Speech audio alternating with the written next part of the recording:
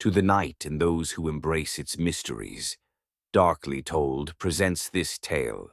Let me tell you a story about Whispering Pines Lodge. It's a tale that's lingered in the shadowy corners of those woods for decades, passed from one uneasy storyteller to another. Whether it's true or not, well, that's for you to decide. But I'll warn you, by the end you might find yourself looking over your shoulder, searching for shapes in the darkness that weren't there before. Whispering Pines Lodge sat deep in the Pacific Northwest, surrounded by towering pines that whispered secrets to the wind.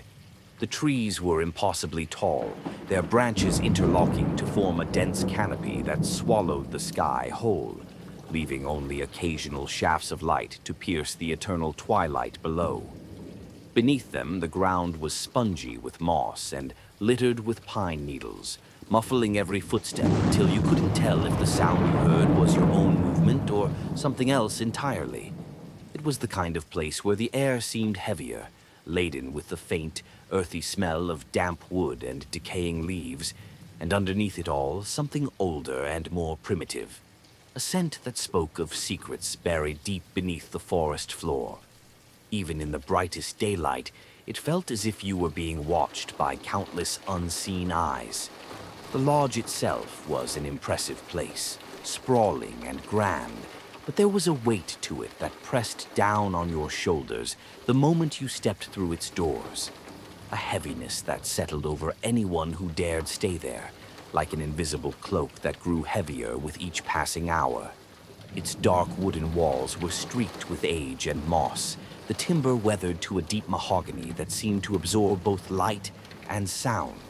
The high gabled roof seemed to claw at the sky with sharp angles and ornate Victorian trim work that cast strange shadows across the ground.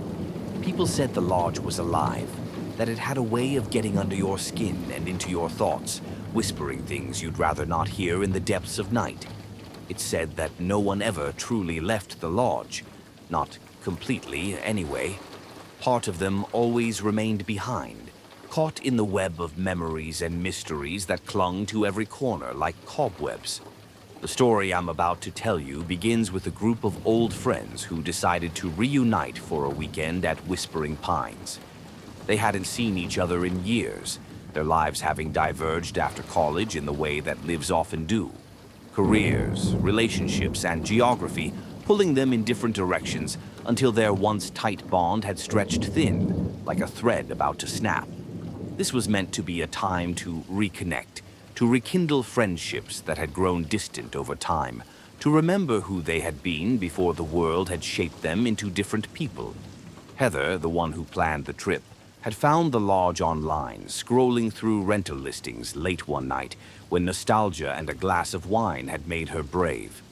Peaceful seclusion, the listing had promised, along with photos that showed grand rooms and spectacular views.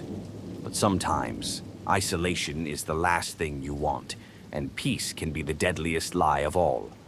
The five of them arrived on a Friday evening in late October, when the days were growing shorter and the shadows longer. Heather, the organizer, had always been the glue of the group, the one who kept in touch, who remembered birthdays, who never gave up on maintaining their connections even when others grew distant. But even she seemed a little on edge as they pulled up to the lodge in their two separate cars, the gravel driveway crunching ominously beneath their tires. The trees towered above them, blocking out the last light of the setting sun, and the air carried a damp chill that seemed to seep through their jackets and settle into their bones. Mark, the eternal skeptic, had grown from a college cynic into a successful but jaded corporate lawyer. He cracked a joke about horror movie settings as he pulled his expensive leather weekender from the trunk. But no one laughed. His sarcasm had always been his shield, but there was something in his voice that suggested even he felt the weight of the place. Sarah, who had once been the group's party girl before finding spirituality in her late 20s, murmured something about the energy of the place, her voice barely audible over the crunch of gravel underfoot. Her fingers clutched the crystal pendant she always wore, thumbing it like worry beads. Then there was Liam, Heather's boyfriend of 2 years, who none of the others knew well. He was quiet and reserved, an academic who specialized in 19th century literature, and he lingered at the edge of the group, his eyes fixed on the lodge as though it might move when no one was looking. There was something about his stillness that seemed forced, as if he were trying very hard not to run. And finally, there was Danielle, the artist whose perceptive nature had always made her the first to notice things others missed. She stood in the driveway for a long moment, her sketchbook already in her hands, trying to capture something about the way the lodge loomed against the darkening sky. The lodge greeted them with its usual mix of grandeur and unease. The great wooden doors opened with a groan that seemed too organic, too alive, and the entryway beyond was a cathedral of shadows and wooden panels that stretched up 2 stories. The walls were dark paneled wood, aged to a deep burgundy that seemed to shift and move in the corners of their vision. The massive stone fireplace was the centerpiece of the living room, its mantel carved with intricate patterns that, upon closer inspection, depicted scenes of such strange complexity that they hurt the eyes to study them. Above the fireplace hung a portrait of a man with sharp, calculating eyes that seemed to follow you wherever you moved. He wore the formal dress of the late 1800s, his beard neatly trimmed, his expression caught somewhere between a smile and a sneer. The painting's frame was thick with dust, suggesting it hadn't been touched in years, and yet the canvas itself seemed somehow fresh, as though the paint might still be wet. The air inside was heavy, carrying a faint scent of wood smoke and something else, something metallic, like blood or old pennies. They joked about the painting at first, with Mark doing his best impression of a Scooby-Doo villain, but as the evening wore on, the laughter faded. It always does in places like that. That first night, they settled into an uneasy rhythm, trying to recapture the easy familiarity they'd once shared. They cooked dinner in the massive kitchen, where copper pots hung from ceiling racks like sleeping mats, and the knife block held blades that seemed too sharp, too eager for use. They shared stories over pasta and wine, catching up on the years they'd missed. But there were gaps in the conversation, silences that stretched too long, and topics they seemed to skip around by unspoken agreement. As the night deepened, the lodge began to show its true nature. The creak of the floorboards seemed too deliberate, like footsteps following just behind you, and the whisper of the wind through the trees took on an almost human quality, as if voices were trying to form words just beyond the edge of comprehension. Mark brushed it off with a laugh that sounded hollow even to his own ears. But Sarah's expression grew more serious with each passing hour. She swore she heard someone calling her name, soft and insistent, but no one else seemed to hear it. "It's just the wine," Heather said, forcing a smile that didn't reach her eyes. But Sarah wasn't convinced, and the way she kept looking over her shoulder made everyone else nervous. They chose their rooms carefully, each picking from the 6 bedrooms available on the 2nd floor. The rooms were large and well appointed, with heavy wooden furniture that looked too old and too valuable to be left for rental guests. Each room had its own distinct character, or perhaps personality would be a better word. Heather and Liam took the master suite at the end of the hall, with its massive 4-poster bed and bay window overlooking the forest. Mark chose a room with deep blue walls and maritime paintings, while Sarah selected one that seemed brighter than the others, with pale yellow wallpaper covered in delicate flowers. Danielle's room was the smallest but had the best light for painting, with a large north-facing window. None of them slept well that first night. The next morning, they discovered something strange. An antique mirror with a gilded frame of exceptional craftsmanship had appeared in the living room. It hadn't been there the night before. Of that, they were certain. It leaned against the wall near the fireplace, its surface reflecting the room in perfect detail. But when they looked at it, the reflections were wrong in subtle ways that took a moment to notice. Movements seemed slower, like the mirror was operating on its own time. And there were other things in the mirror, too. Shadows, faint and indistinct, that shouldn't have been there. Figures that moved just at the edge of vision, gone when you turned to look directly at them. Mark dismissed it as a trick of the light, his lawyer's mind refusing to accept anything that couldn't be explained logically. But the others couldn't shake the feeling that something was watching them through that silvered glass. Heather suggested they go for a hike to clear their heads, to escape the growing tension inside the lodge. But the forest outside was no better. The trees seemed to close in around them as they walked, the path twisting in ways that didn't make sense. The sound of their footsteps was swallowed by the dense undergrowth, and even their voices seemed muffled, as if the woods themselves were drinking in their sounds. Danielle stopped to sketch a strange, twisting tree that seemed older than the others. Its trunk was gnarled and black, forming patterns that looked almost like faces in agony. But when she tried to capture its shape in her sketchbook, her pencil broke. Not just broke, it splintered in her hand, leaving a sharp pain and a thin line of blood across her palm. They found their way back to the lodge by sheer luck, following what they thought was their own trail, but the unease followed them inside like a faithful pet. That evening, the whispers began in earnest. At first, they were soft, almost imperceptible, like the sound of leaves scratching against a window. But they grew louder as the hours passed, more distinct, more purposeful. They weren't just random noises or tricks of the wind. They were voices, familiar and intimate, whispering secrets and fears that none of them had ever spoken aloud. When Sarah heard her own voice say, "You'll never belong here, you fake, you fraud," she burst into tears. The words touched something deep inside her, a fear she'd never admitted even to herself. Mark tried to comfort her, but even he looked shaken, and the others noticed how he kept glancing at the mirror, as if expecting to see something, or someone. Looking back, the lodge seemed to grow larger as night fell, the hallways stretching longer than they remembered, the shadows in the corners deepening until they seemed bottomless. The portrait above the fireplace had changed somehow, subtle differences in the man's expression, the angle of his head, the direction of his gaze. No one wanted to look at it directly anymore, but they could feel those painted eyes watching their every move. By the second night, the group was unraveling like an old sweater, each person withdrawing into their own private fears and suspicions.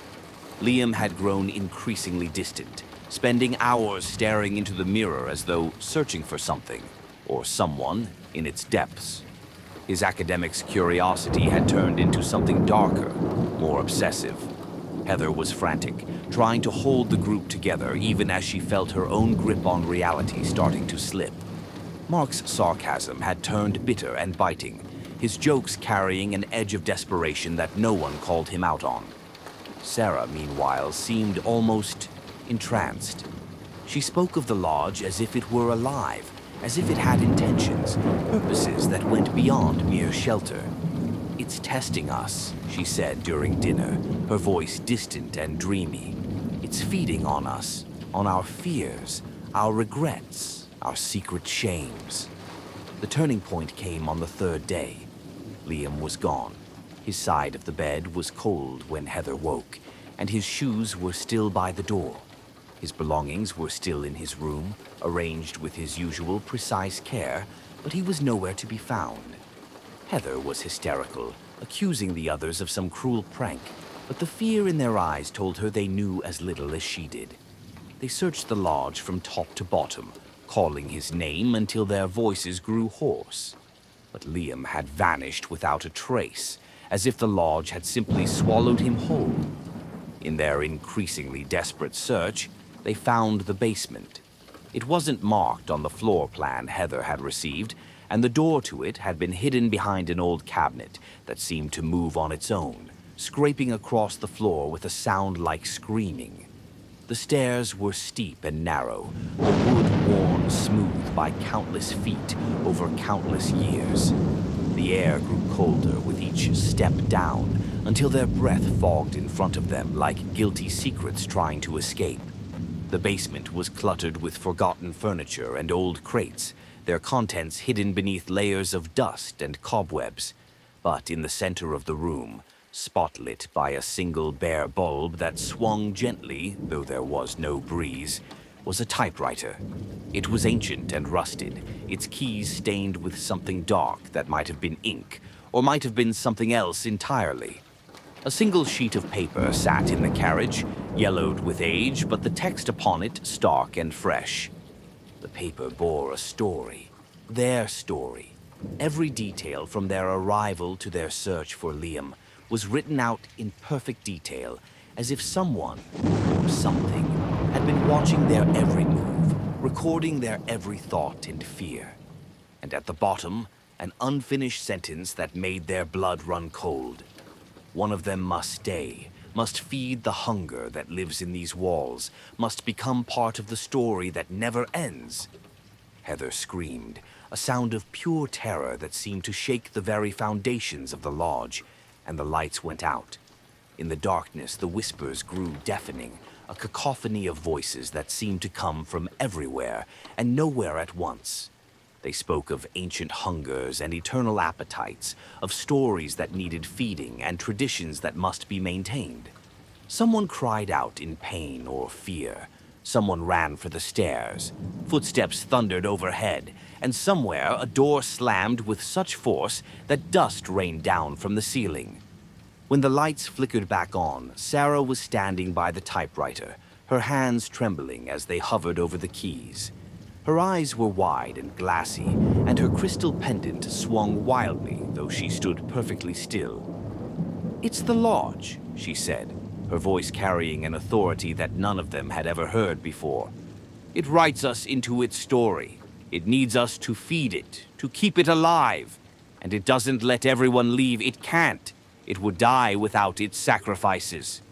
The group splintered after that revelation, their fragile bonds shattering under the weight of terror and suspicion.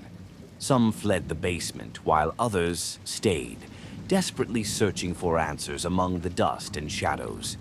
They found old newspapers that spoke of other disappearances, other groups of friends who had come to the lodge over the years. Always the same pattern. 5 would arrive, but only 3 would leave.